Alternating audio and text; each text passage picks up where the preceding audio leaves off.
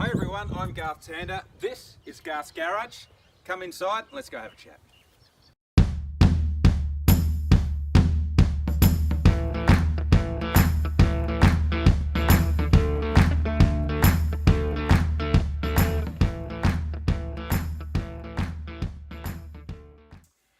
There's a difference between the shorter sprint races and the longer endurance races as far as preparation goes. Not that much different anymore. Back in the days when we used to only do the 20-minute sprint races and then go to Sandown and Bathurst, your preparation was a lot different because the stints in the car were a lot longer. Now at Sandown and at Bathurst and the Gold Coast as well, the stints you spend in the car are roughly between 150 and 180 kilometres, which is what we do on a Sunday afternoon, normal race weekend anyway with a 200 kilometre race. So our preparation is fitness-wise is basically identical going into the endurance races. You need to be fit all year, and just for the endurance races it means you've got to do 2 or 3 stints, particularly at Bathurst, so not a lot of difference. A lot of people ask what do we do with our time when we're not driving the race car, and the answer is, well, most of the time is taken up training.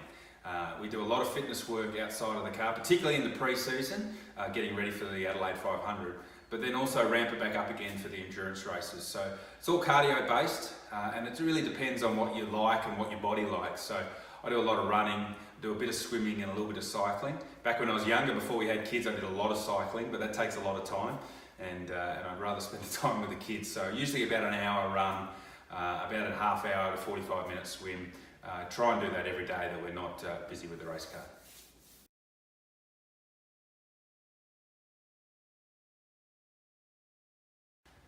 As part of the preparation and the lead up to the event, when we're at the track, the day before we go on track, so at Bathurst we'll do a track walk on the Wednesday because we're start practice on Thursday.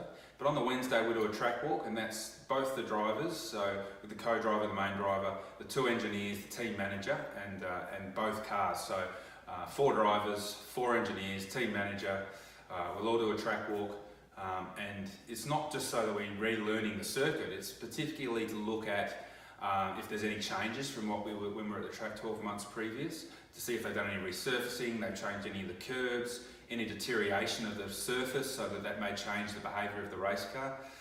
And then a lot of the time through the lap we'll be talking with the engineers about car setup, how the car behaves at a particular part of the track, so that when we're back in the middle of a practice session or in the middle of a qualifying session, we know what we're talking about. We can relay back to the talk that we had on the track walk about how the car's behaving and how we can best fix it to go faster.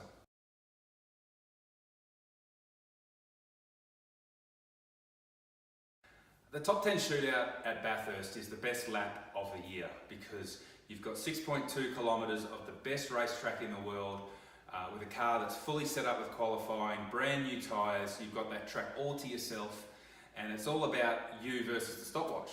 And there's a lot of risk versus reward in the shootout. So if you feel you've got a confident chance of getting in the top 4 or even going for pole position, you take a lot of risk. You put the car on the line because starting on pole position at Bathurst is a big deal.